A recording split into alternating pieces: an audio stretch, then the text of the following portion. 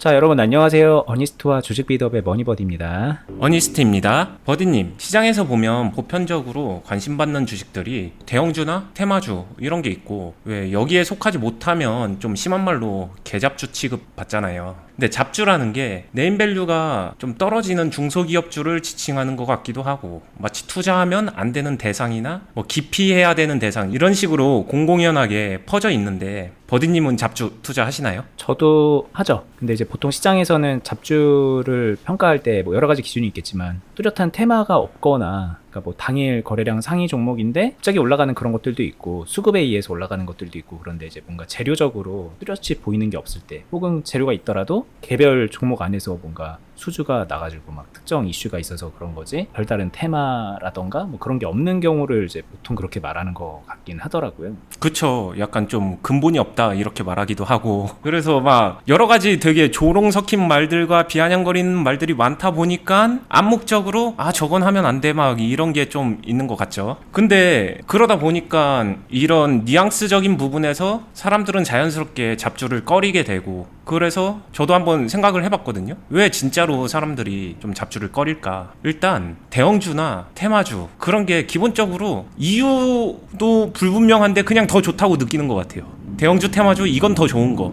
이왕이면 1등이 최고지, 이런 심리가 좀 작용하는 것 같거든요. 제가 볼 때는 그래서 사람들이 좀 잡주를 꺼리는 것 같은데, 버디님이 보실 때는 사람들이 왜 잡주를 꺼려 하는 것 같아요? 그러니까 잡주라는 게 사실 그 이름에서부터 조롱이 담겨 있잖아요. 그러니까 예를 들면은 반도체가 오늘 잘 나가, 그래서 뭐 이런 반도체 이슈가 있어서 이렇게 크게 상승이 가고 신고가를 돌파하고 이렇게 추세 상승을 하는 그런 종목이 있는 반면에, 어딘가 언저리에서 이제 막 이도저도 아니게 등락을 하고 있는 그런 종목들도 있고, 아니면 전혀 수혜를 못 받는 그런 것도 있고, 아니면 좀 수혜를 받는 것 같다가 한번 그날만 이렇게 튀고서 그 다음부터는 또 질질 흐르면서 뭔가 이런 흐름하고는 어긋나는 그런 흐름을 보여주는 것들이 있는데, 통칭해서 그런 애들이 이제 좀 별 볼 일 없어 보일 때 잡주라고 하는 것 같거든요. 만약에 그게 우량학이라도 하면은 이건 우량주니까는 기다리면 오른다 이렇게 믿음이라도 가는데, 걔네들은 이제 믿음도 안 가는 그런 상태이기 때문에 그렇게 부르는 것 같기도 해요. 그쵸. 제가 그래서 한번 그 생각을 뒤집어 보려고 합니다. 제가 한번 다른 예를 말해 볼게요. 가끔 친목으로 고스톱 치는 사람이 있다고 하고, 이 사람이 갑자기 타짜들이 있는 화투판 가서 고스톱을 치려고 하는 거예요. 어때요? 좀 미친 짓 같지 않나요? 그러니까 취미로 고스톱을 치려는 사람들이 타짜판에 뛰어드는 걸, 네. 그거는 이제 뭐 당연히 그러면 안 되는 건데. 네. 미친 짓이라고 아마 100이면 100 다 그 생각 들지 않을까요? 근데 제가 이 이야기를 생뚱맞게 왜 했냐면, 꾼들이 득실거리는 곳으로 뛰어든다는 점에서 대형주나 테마주 매매판하고 되게 닮았어요. 근데 아마 이렇게 생각하는 사람 별로 없을걸요? 그냥 더 좋은 거 이렇게만 생각하고. 그러니까 많이 오르는 거는 좋은 거라고 생각을 하니까, 뭐 꾼이 많든 뭐가 많든 간에 그냥 많이 올라서 돈 벌면 된다고 생각을 해서 그런 거 같기는 하네요. 그쵸. 그리고 막 요새 유튜브를 포함해서 여러 가지 정보 매체에서 하고 있는 게 그런 걸 하죠. 그 판때기에서 끊임없이 호구들의 참여를 유도합니다. 유혹하죠. 들어와라. 한번 들어와. 그래야 내가 네 돈 따먹으니까. 막 이런 식으로 계속 호객행위를 하는 것 같아요. 근데 꾼들은 돈도 있고 시간도 있고 실력도 있거든요. 그러니까 하다못해 대형주 매매를 해도, 한 번 매매해도 몇 억에서 몇십억이야. 그리고 실력도 있는데 여유까지 있어. 그런 사람들이 바글바글 하는 곳에서 내가 만약에 이제 주식 공부 처음 하거나 이제 좀 하면서 잘해보려고 좀 노력하는 사람이다, 그럼 이 사람들이 진짜로 그 판으로 가는 게 합리적일까? 맞을까? 이것부터 생각해보는 게 중요하지 않을까요? 그죠. 그게 이제 꾼들의 판이라면은 그렇게 생각을 하는 게 맞겠죠. 근데 일단 1차적으로 왜 그런 게 꾼들의 판이지? 라는 거를 이해를 못하기 때문에 뛰어들고 계신 것 같기도 해요.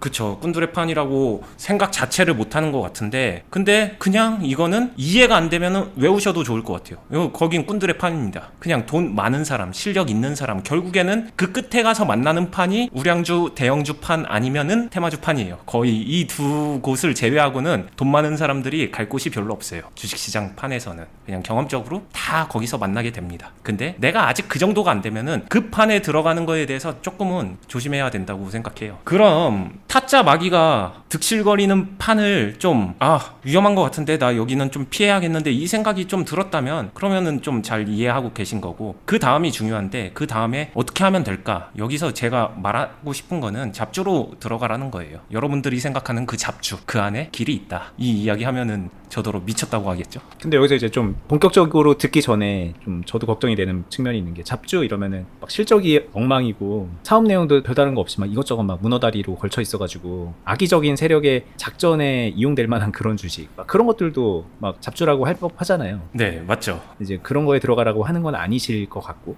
네, 맞죠. 네, 그죠? 그러면 이제 어떤 게 잡주지? 말씀하시는 잡주가 뭐지? 이거부터 이제 좀 설명을 들어봐야 될 것 같아요. 네, 어떤 게 잡주다보다는 지금 상상하는 그런 부정적인 그거를 그냥 개잡주로 분류해 주세요.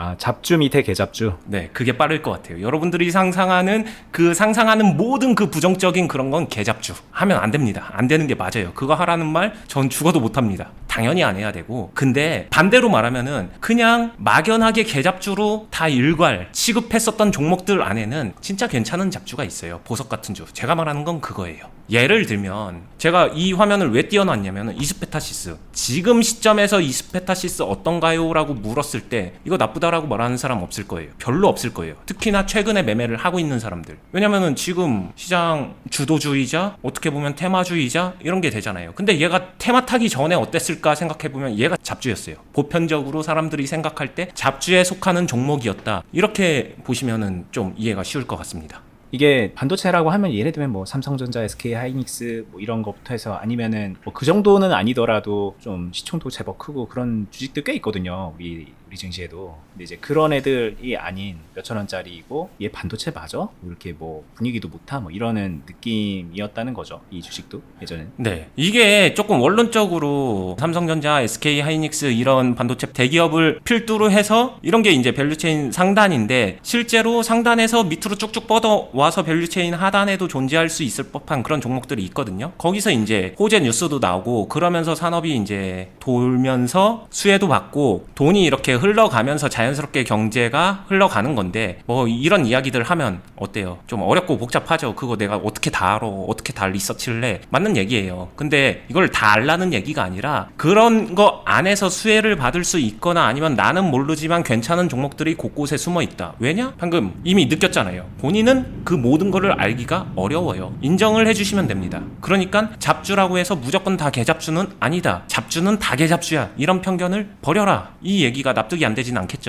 그래서 이제 잡주가 나쁘다, 기피해야 되는 대상이다, 이런 편견을 깼다면은 그 다음에 나는 익숙하지 않지만 괜찮은 종목, 그 안에서 뭘 얻어야 되냐면은 실제로 그 안에서 되게 많은 경험들을 얻을 수 있거든요. 수익도 얻을 수 있고, 내가 훈련하면서 연습도 해볼 수 있고, 내 매매를 가다듬을 수도 있고, 내 매매 가다듬으면서 연습도 하는데 근데 수익도 난대. 이게 왜 가능할까? 아까도 말했지만 꾼들이 없어서 그래요. 판때기 자체가 그냥 친목 고수톱 같은 거예요. 친구끼리 치는 거죠. 그러다 보니까 내가 딸 때도 있어요. 근데 꾼들하고만 치면 나는 맨날 잃는 호구밖에 될 수가 없거든요. 그러니까 처음에는 이런 것부터 선별해서 연습을 하면 좋고, 물론 이 선별하는 게 어렵습니다. 알아요. 어려워요. 왜냐면은 이거 선별하는 거 자체가 어찌 보면 고수가 돼야 할 수 있는 거다, 이런 모순이 있다, 여기에는 저도 동의도 하고 인정도 하는데, 근데 어쩌겠어요. 이거를 해야 되는데. 그래서 사실 이거 골라주고 이런 것들을 많이 필터해 주는 거를 저는 시간 되게 많이 써서 노력해서 클럽에서 이렇게 많이 제공해주고 있거든요. 그분들한테는 도움이 되고자. 근데 종종 기회가 되면은 제가 유튜브에서도 알려드릴 수 있는 건 알려주겠지만, 근데 이거를 또 적용하고 사용하는 방식에 따라서 편차가 너무 달라지기 때문에 좀 조심스러운 부분은 있는데, 결론은 뭐 이런 종목을 찾아내는 능력이 중요하다 아니다 이걸 다 떠나서 내가 지금 당장 이거를 골라낼 수 없다라고 하면은 배워서라도 이거를 할 수 있어야 되고, 그래서 단계별로 성장하면서 내가 준비된 다음에 그 다음에 나도 꾼이 됐을 때, 그리고 나서 대형주 또는 테마주 시합장으로 들어가서 마귀랑 한판 붙는 게 현명하다. 그렇게 가는 거다. 주식 투자는 그렇게 성장하는 거다. 그 사이에 내 돈도 커져야 되고 시드도 커져야 되고 실력도 커져야 되고, 그렇게 가야 건강하게 성장한다. 이런 이야기죠. 이건 저도 되게 공감되는 측면이 많은 게, 저도 처음에 이제 어니스틴이 만나서 직접적으로 표현은 안 했지만 되게 놀랐던 것 중에 하나가, 이런 주식을 한단 말이야? 라고 했던 게, 이제 말씀하셨던 이런 이스페타시스의 과거 모습 같은 이런 주식을 가지고서 이런 상황에서 막 매매를 하는 걸 보고서 좀 놀라기도 했죠. 왜 이런 걸 가지고 하지? 그리고 이게 별거 아닌 것 같지만, 뭐 이런 주식을 고른다는 게 별거 아닌 것 같지만, 생각해보면 되게 어떻게 보면 주식 전반에 걸쳐 패러다임을 완전 바꿀 정도로 되게 큰일인 게, 또 우량한 주식, 뭐 시총 뭐 조단위 아니면 안 해, 막 이런 생각을 가지고 있는 분들도 있을 텐데, 그런 생각을 가지고 있는 분들은 이 주식으로 할 생각도 못 하거든요. 그래서 주식을 몇 년을 했든 이런 경험을 하기가 어려운 게 현실인데, 저도 몇 년을 주식을 하다가 어니스님을 처음 만났을 때 이런 주식으로 이렇게 한단 말이야? 라고 하면서 놀랐고, 그때 당시는 초반에는 이런 주식을 이제 하는 걸 보고서 아, 이거 하이 리스크 하이 리턴인가 보다, 소위 말하는 잡주로 큰 거 한 방 노리는가 보다 라고 했는데, 좀 지나 보니까 그것도 아니야. 되게 안정적인 운영을 하신단 말이에요, 이런 걸 가지고. 그리고 먹을 땐 또 확실하게 먹는데 리스크 관리를 확실하게 했다는 거죠. 그런 걸 보면서 되게 놀랐고, 아마 이거는 저희 클럽에 가입하셔서 함께 하고 있는 분들은 대다수 좀 경험할걸요? 아, 클럽에서 공유해주고 있는 그런 종목들, 공식 종목으로 가지고 있는 종목들이 처음에는 되게 낯선데, 한번 생각해보세요. 그렇게 몇 개월 지나고 1년, 2년 지나서까지 계속 하고 있는 지금 시점에서 생각해보면 하나도 안 낯설잖아요. 이건 저뿐만이 아니라 계신 분들 다 동의하실 텐데 당연한 게 됐잖아요. 근데 처음에는 그 임팩트는 생각보다 꽤 크고, 어떤 면에서 이걸 이해하지 못하면은 저는 우량주가 하고 싶습니다 라고 하면서 이제 어니스님한테는 안 배울게요, 이럴 수도 있는 거예요, 사실. 그쵸. 그 정도로 임팩트가 있는 거고, 그런 면에서 이제 되게 좀 와닿았고, 근데 왜 이런 주식을 해야 되는가를 오늘 또 설명을 해주신 거거든요. 저는 생각해보면 몇 년 전에 어니스님한테 그런 얘기 듣지도 못하고 막 배웠었는데, 그쵸. 그죠? 듣는 것 자체가 되게 복이죠. 약간 아닥이었죠. 그러니까요.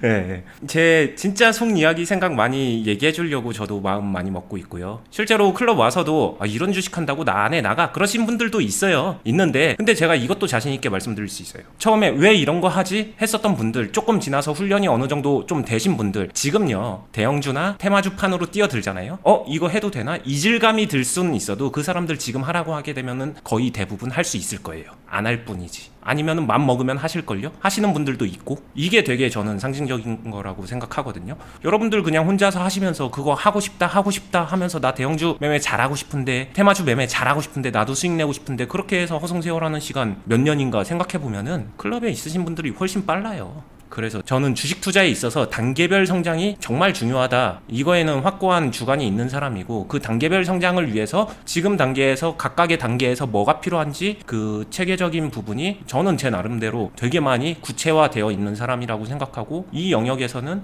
그 누가 봐도 좀 자신 있는 영역이라고 생각을 합니다. 이게 참 헷갈리게 들릴 만한 게, 주식 책 좀 읽어보면은 진짜 정확하게 그렇게 써있는 책들도 있어요. 싸구려 주식은 사지 말아라. 네. 뭐 이제 보통 그런 책들이 이제 수십 년 전에 쓰여진 미국의 뭐 위대한 투자자들, 그런 사람들이 쓴 거니까, 뭐 1달러짜리 2달러짜리 막 이런 주식 사지 말아라, 시장엔 정말 좋은 주식들이 많다, 왜 그런 걸 사서 고생하냐, 이런 얘기들을 하고, 그리고 이제 또 그런 대형주들이 또 대세 상승을 이제 만들어 가기 시작하면 또 굉장한 수익을 안겨다 주는 것도 사실이기 때문에 이게 또 헷갈리게 들리긴 하거든요. 근데 그런 의미에서 이제 보면은 지금 어니스티님 얘기는 싸구려 주식을 하라는 얘기처럼 들리니까. 그쵸. 네, 근데 이제 저는 이거는 제가 말씀드릴 수 있는 게, 그 위대한 투자자들이 하는 말과 지금 어니스티님이 하는 얘기가 그렇게 크게 다른 얘기는 아닐 거예요. 네. 다른 각도에서 얘기는 하고 있는 거긴 한데 전혀 정반대 얘기를 하는 건 아니다라는 게 저는 알아요. 그러니까 아까 말씀하신 것처럼 이런 거를 이제 할 줄 알게 되면은 나중에 내가 내 능력껏 그런 주식들을 매매할 수 있게 되거든요. 네. 그렇게 포트폴리오가 자연스럽게 바뀐단 말이에요. 본인이 원하기만 한다면. 근데 본인이 원하기만 하고 할 줄은 모르는 사람이 그런 주식에 뛰어든다? 뭐 아무리 좋은 주식 같아 보여도 막 그런 큰 주식에 뛰어든다? 거기에서 이제 좋은 결과가 나오기가 어렵기 때문에 그 사전에 뭘 준비해야 되는가, 어떻게 역량을 길러야 되는가, 이런 측면으로 들어보시면 이거는 같은 얘기라는 거를 알 수 있게 된다는 거죠. 네. 근데 그 책이 좀 잘못한 것도 있어요.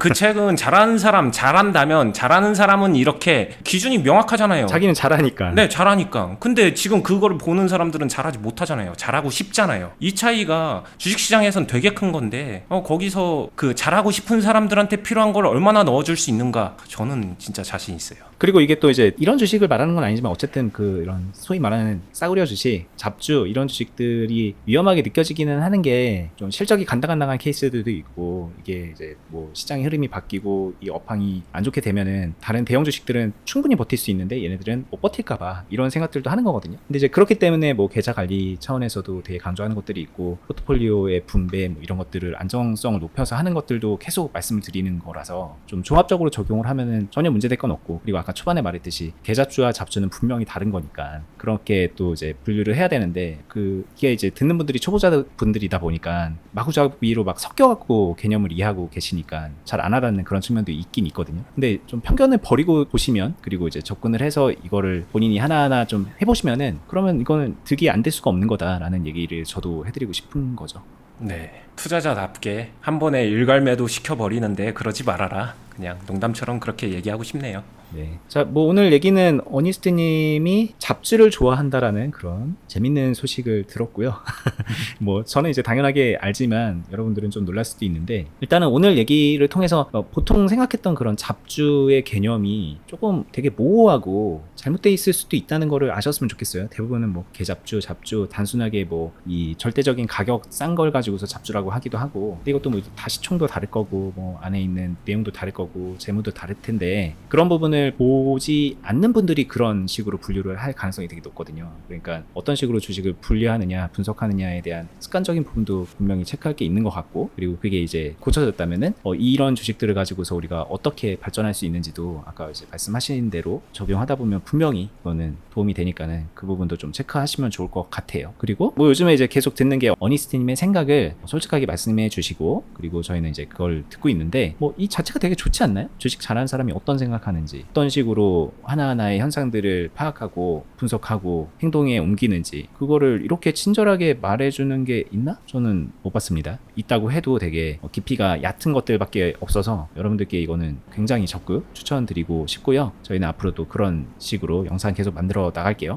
그리고 저희는 이제 이 유튜브 말고도 클럽도 하고 있으니까 클럽에 오셔서 배우시면 가장 좋아요. 뭐 근데 이거를 제가 그냥 계속 이렇게 말씀드린다고 해서 바로 와닿는 건 아닐 테니 저희 영상들 이제 뭐 과거 영상, 프로 영상들 보시면서 천천히 판단해 보시고요. 궁금하신 분들은 영상 하단부에 보면 댓글란에 저희가 항상 링크로 클럽 가입 안내 공지 걸어놓고 있습니다. 그렇게 보시고 저희 유튜브도 이제 구독 알람 해두시고 저희랑 계속 소통하시면 좋겠습니다. 저희는 다음에 또 뵐게요. 감사합니다. 감사합니다.